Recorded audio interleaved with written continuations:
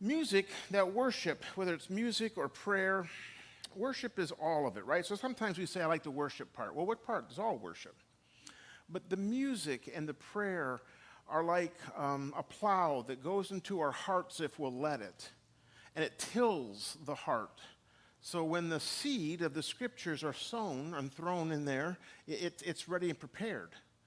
If you don't participate, well, you're falling on soil that's just hasn't been tilled as good. So I appreciate all of that. We're finishing up a 5-week study on the life of Jacob.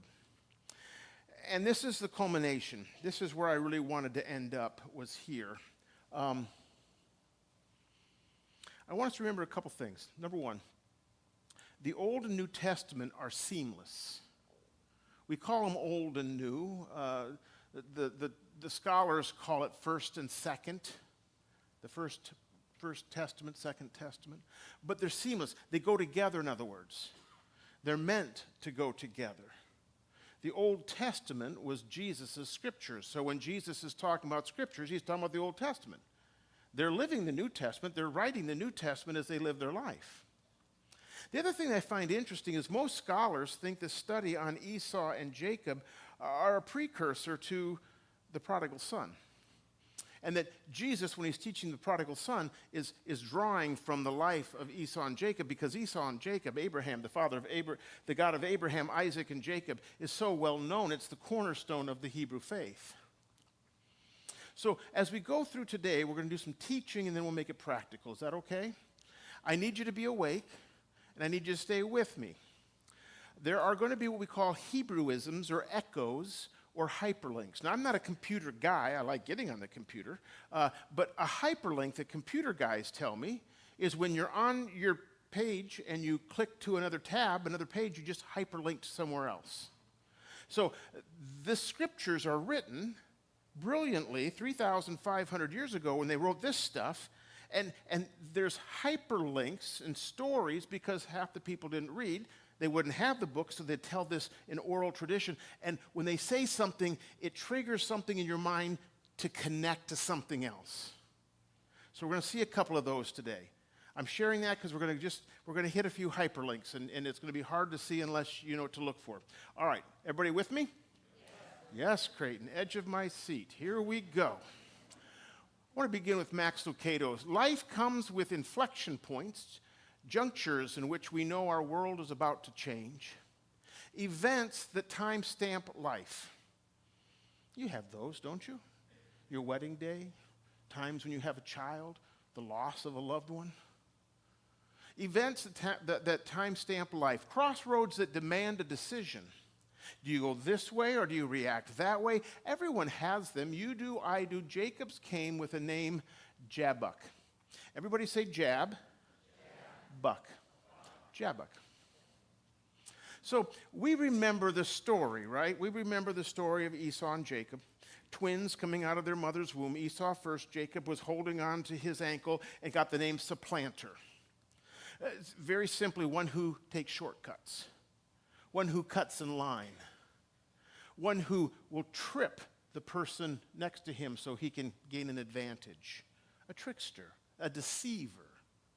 Now, the person who comes first, Esau, gets a birthright and a blessing. And the birthright does 3 things at least. Number one, you become the patriarch of the family. So you get 2/3 of everything. You get more stuff than everyone else. But besides that, you become the moral judge of the family. When you become the patriarch, if there's a squabble, you get to subtly determine the morals and ethics of that family by the way that you determine the outcome, the way you judge it. You're right, you're wrong. Also, you are the high priest of the family. You determine which God they're going to worship and serve. Jacob steals this blessing from Esau. He steals his birthright, he steals his blessing. Esau's a man's man. He's a hunter, a fisherman, an outdoorsman, and he says, I'm going to kill my brother. And his mother, Rebekah, looks at Jacob, her other son, and says, you probably need to go on vacation. Why don't you go all the way up here to Haran, where my brother Laban lives, find a wife, and then when your brother calms down, I'll get word to you. So he goes up and spends time with Laban. And as we have seen, Laban is the ultimate deceiver. We just looked at a little bit. But he's constantly tricking and deceiving. And so really what God is doing is putting up a mirror in front of Jacob and saying, this is who you're becoming. Is this who you want to become? So Laban and Jacob get to a point where it's time to separate. And so they go their separate ways. And so Jacob comes down here to a little river called Jabbok. Do you see that right there? Right underneath Gilead. Now, stay with me for a second. This is the promised land. This is Jerusalem. This is the promised land. So Eden, if there's a physical place ever, they scholars say, well, maybe it's up by Ur. Maybe it's over here by Babylon. But this becomes the metaphorical Eden for the Jewish people. And there's a phrase. We have them in our language. They have them too. There's a phrase, east of Eden. So when you're reading the scriptures and you see east of Eden or the people of the east, those are people who are walking away from God. So Jacob went to the people of the east, the scripture says. So he was walking away from God, and now he's walking back to God. So we start Genesis chapter 32, verses 1 and 2. So Jacob also went on his way. He left Laban, and the angels of God met him. When Jacob saw them, he said, this is the camp of God. So he named that place two camps. That's what that Hebrew word means. So he's coming back. They stop at Jabbok, and he realizes there's two camps. His family, and then there's God has a camp. Now, stay with me on this one. Are you ready? Here's a hyperlink. In Genesis 28, he had a dream in which he saw a stairway resting on the earth with its top reaching to heaven, and the angels of God were ascending and descending on it. Remember that text? And Jacob goes, oh my, surely God was in this place, and I almost missed it. And what God does is he looks at him and says, hey, I was the God of your grandfather Abraham. I am the God of your father Isaac. I will be your God, and I will go with you. I'm not a territorial God. I will go with you. But here's, if we were readers back then, we would go back to the Garden of Eden. We would see Adam and Eve after they sinned. Do you remember what God did? He clothed them. He gave them grace. And then he sent them out of the garden, and he put two angels with flaming swords, right? That's what we're supposed to be reminded, that he left, but now he's able to come back. The angels are letting him come back. He can come back to God. So they're letting us know this story has a redemptive twist to it. Jacob sent messengers ahead of him to his brother Esau in the land of Seir and the country of Edom. This is just for fun. This word, where he lives, it's the same Hebrew letters that make up the word hairy, only rearranged. Because when he was born, we were told that Esau was hairy and ruddy, hairy and red. Well, that's what Edom means, is red. So they're letting us know Esau is back in the story. He instructed them, this is what you are to say to my lord Esau. Oh, now we have humility. Your servant, Jacob, says, I have been staying with Laban. I have remained there till now. I have cattle, donkeys, sheep, goats, males, female servants. Now I'm sending this message to my lord that I might find favor in your eyes. Because somewhere in the 20 years he's gone, his mother Rebekah dies. We aren't given clarity. We're just told she's no longer there. No one ever sent a message to him that says Esau is no longer angry with you. So he doesn't know what he's walking into. Here's what he does know, is Esau is now a great nation. And there's no way he can return to Eden, the promised land, unless Esau gives him a blessing. You see the irony there? He stole his blessing, but he has to have his blessing. And so he's not sure what's going to happen, so he sends this out. When the messengers returned to Jacob, they said, we went to your brother Esau, and now he's coming to meet you. Oh, good. Did we mention he has 400 men with him? Oh, no. In great fear and distress, Jacob divided the people who were with him into two groups, and the flocks and the herds and the camels as well. He thought, if Esau comes and attacks one remnant, the remnant that is left may escape. So he took his two groups of people, and he divided it in two. Leah's group, Rachel's group. Then Jacob prayed, a beautiful prayer. O God of my father Abraham, God of my father Isaac, Lord, you who said to me, go back to your country and your relatives, and I will make you prosper. Listen to the humility. I am unworthy of all the kindness and faithfulness you have shown your servant. I had only my staff when I crossed this Jordan, but now I have become what? Two camps. Save me, I pray, from the hand of my brother Esau, for I'm afraid that he will come and attack me and also the mothers with their children. He's become two camps. On the one hand, I have Leah's camp and I have Rachel's camp. How did this happen? I have two wives. I went to find one and I have two wives. I can't even handle one. And I have 4 women who are the mother of my children. I am two camps. But I'm also two camps in that I see angels and talk to God. But I also live my life as if God is not part of it. I'm what James calls a double-minded person. I'm two camps. God, I need to stop being two camps. I've got to make a decision. I've got to become whole. So here's what he does. He takes 550 animals. He separates the goats from the ewes, the lambs from the camels, the bulls from the donkeys, and he sends them in waves. Here's another hyperlink. Get ready. He sends them in waves. And it says that he sends them out and tells them to give space in between. In the Hebrew, to give rest in between. Noah's name means rest. He's sending them out 2 by 2, but only he's sending them out more than 2 by 2. He is trying to save a remnant.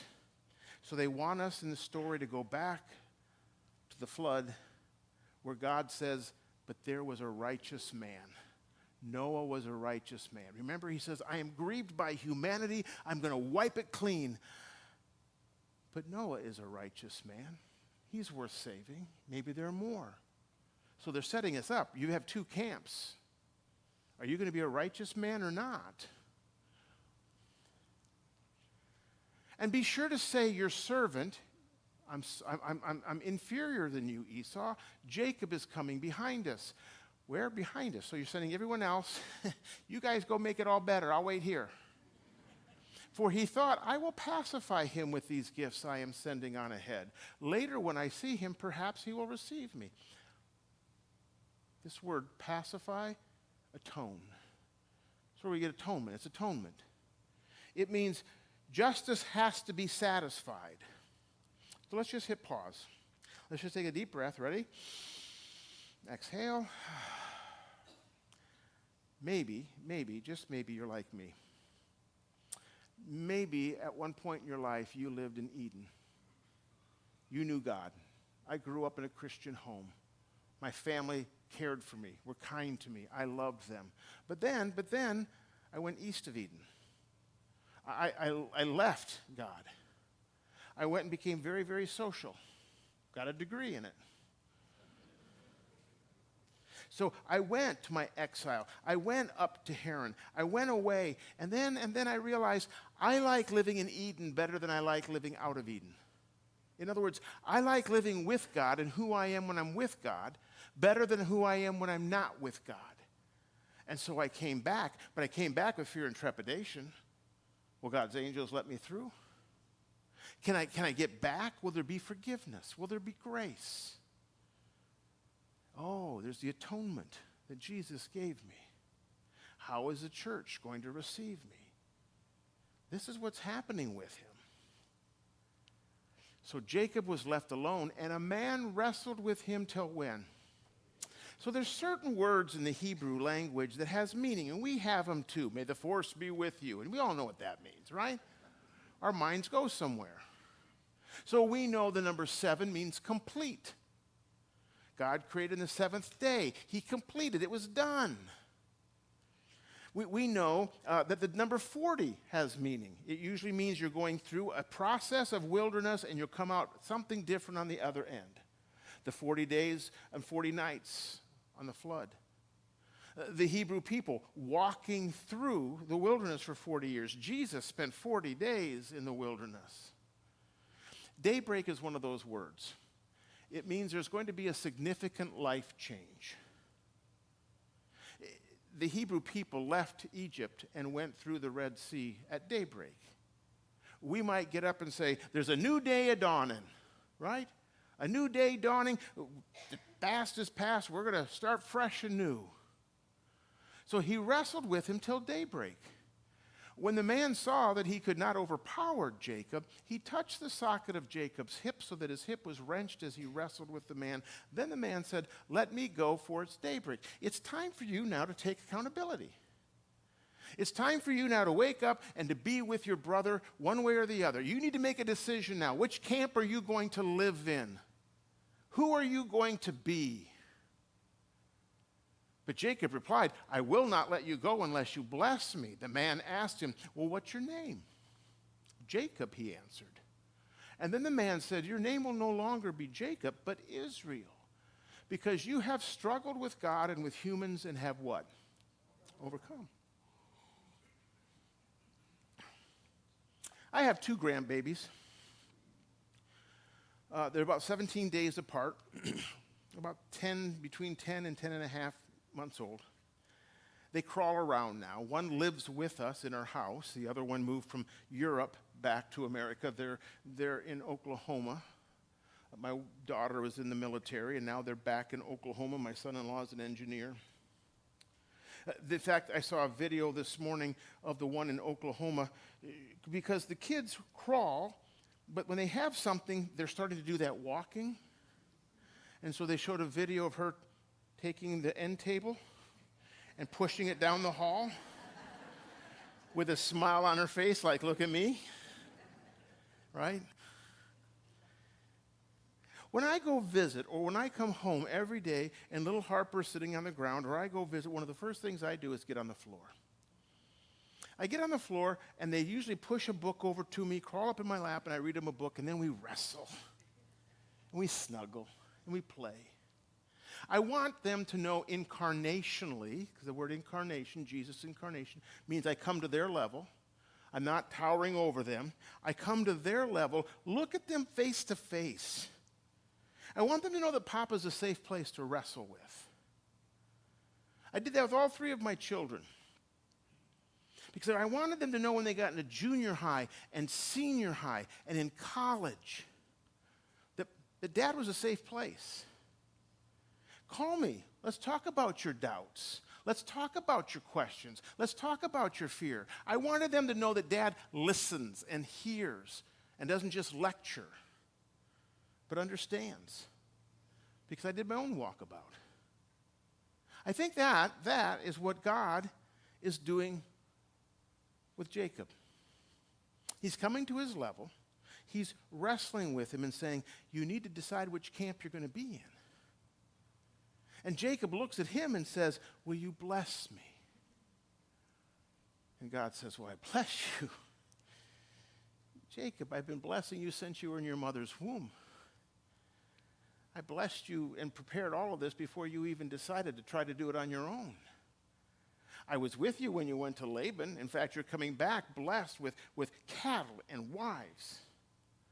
I blessed you. And then he says, what's your name? I don't think God forgot his name. I don't think God's up there saying, oh, there's so many of you running around down there. Were you Justin, Jacoby, Jacob? That's right, Jacob. No, he was not doing that. In counseling, when you're talking with somebody, the first thing you want to do is find a baseline, and I want to know where you're at. I want to know how you perceive yourself. Because once I know how you perceive yourself, your present reality, I can help us get to your preferred future. What's your name? Jacob. That's what my parents called me. I guess I'm one that likes to take shortcuts. I trip people when we race. I cheat. I'm full of deceit. It's probably why I'm in this place in the first place, because I try to do all of this on my own with my name. What's your name? That's what the kids call me.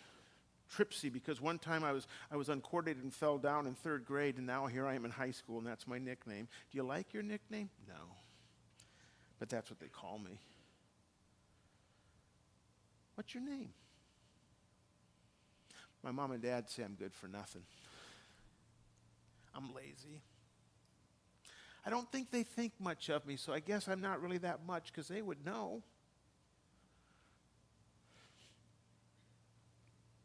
What's your name? Well, I don't know my name, but I know who I'm not. I'm not my older brother because he was really smart, and I'm not my older sister because she was really good in sports. And the teachers always look at me and say, why can't you be more like your older brother and sister? So I guess I'm not much. What's your name? Jacob? It's not a good name, not for you. You see, I look into your heart and I see so much more than who you think you are. I see who you can be. Your name will be Israel, which means one who wrestles with God, but it also means one who rules. Now, what does he rule? Do we learn to rule ourselves, our own emotions, our own morals, our own values and ethics, so that when sin is crouching at the door, we don't let it take over? We have mastery over it? Maybe. What's your name? And he blesses him. A brand new name. Because God is in the new name business. He calls Abram Abraham. Sarah. He calls Simon Peter. He calls Jacob Israel. This is Max Lucado. Max Lucado has lots and lots of stories, but my favorite one is the one I'll share with you right now, because it's a true story. And it's one I think we can all relate to at some level. I've wrestled with God. One of the most dramatic wrestling matches occurred some 20 years ago. I was about 50 years old. To the casual observer, I was on top of the world. Our brand new church sanctuary was bursting at the seams. We added new members every week. The congregation had very little debt and absolutely no doubt that their pastor was doing great work. Our church actually appeared on the list of popular San Antonio attractions. Tour companies bus tourists to our services. The magazine Christianity Today sent a reporter to write a profile on me. The writer called me America's pastor. Reader's Digest designated me as the best preacher in America. All cylinders were firing. I turned sermons into books. My publisher turned books into arena events. I wrote kid stories, recorded kid videos. It was wild. What no one knew was this: I was a mess. Our staff was struggling. Departments were squaring off against one another. Tacky emails were flying like missiles. Ministers were competing for budget dollars. A couple of invaluable employees, weary from the tension, quietly resigned. And since I was the senior pastor, it fell on me to set things in order. Yet who had time for intramural squabbles? I had lessons to prepare. The problem with Sunday is that they happen each week. In addition, I led a midweek prayer service, and I taught a weekly morning Bible study gathering. Deadlines were coming at me from all sides, and I needed time to think, to pray, to study. But what's more, or consequently, I was also unhealthy. My heart had the rhythm of a Morse code message, irregular and inconsistent. The cardiologist diagnosed me with AFib, put me on medicine, and told me to slow down. But how could I? The staff needed me. The pulpit required me. The publisher was coming and counting on me. The entire world was looking to me. So I did what came naturally. I began to drink. Not publicly, No, I was the guy you see at the convenience store who buys the big can of beer, hides it in a sack, presses it against his thigh so no one will see as he hurries out the door. My store of choice was on the other side of the city, lest I be seen. I'd sit in the car, pull the can out of the sack, and guzzle the liquid until it took edge off of the sharp demands of the day. That's how America's pastor was coping with his world gone crazy. My Jabbok, as it turned out, was a parking lot. The wrestling match lasted for a better part of an hour on a spring afternoon. I told God I had everything under control. The staff issues were manageable. The deadlines were manageable. The stress was manageable. The drinking was manageable. But then came a moment of truth. God didn't touch my hip, but he spoke to my heart. Really, Max? If you have everything together, if you have a lock on this issue, then why are you hiding in a parking lot sipping a beer that you've concealed in a brown paper bag? Jabbok. The moment he wrestles, but yet he's chosen. God chooses to use us to be the tip of the spear. Because remember, it's for all nations, the blessing. But then he begins to morph. As you continue to read, he turns into Israel, the people, his sons, his lineage, the nation. And they become God's servants, suffering in exile. They get sent to Babylon. They get going to Assyria. They're the ones that are chosen to be the tip of the spear for restoration. But then, after going from a single person to a nation, it goes back to a single person. The servant from who corporate Jacob, representative figure, suffering, redeeming, this is a person with no name and no face.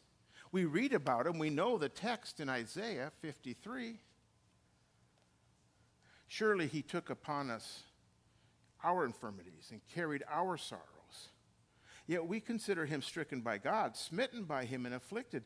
But he was pierced for our transgressions. He was crushed for our iniquities. The punishment that brought us peace was upon him, and by his wounds we are healed. We are like sheep have gone astray. Each of us has turned to his own way, and the Lord has laid on him the iniquity of all of us.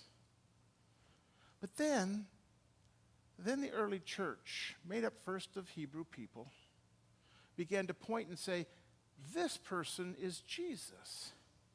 The ultimate Jacob's servant, suffering to bring blessing to the nations. He took our sins, our sickness, our disease, and took it to the cross. He went into exile. 3 days he spent, and then came back victorious to bless us, because we're part of the blessing. Unless you think we're making a stretch, you can go to 1 Peter chapter 2, verse 21. To this you were called, because Christ suffered for you, leaving you an example that you should follow in his steps. You see, he committed no sin, and there was no deceit found in his mouth. When they hurled their insults at him, he didn't retaliate. When he suffered, he made no threats. Instead, he entrusted himself to him who judges justly. He himself bore our sins in his body on the tree, so that we might die to sins and live for righteousness, right standing with God. By his wounds you have been healed, for you were like sheep going astray. But now you have returned to the shepherd, the overseer of your souls. So Brad Bell, in his book, Walking with a Limp, reminds us that we've been invited to be born again. We've been invited into the blessing, to have the birthright, to be called sons and daughters of God. But it starts in your heart. You have to humbly submit.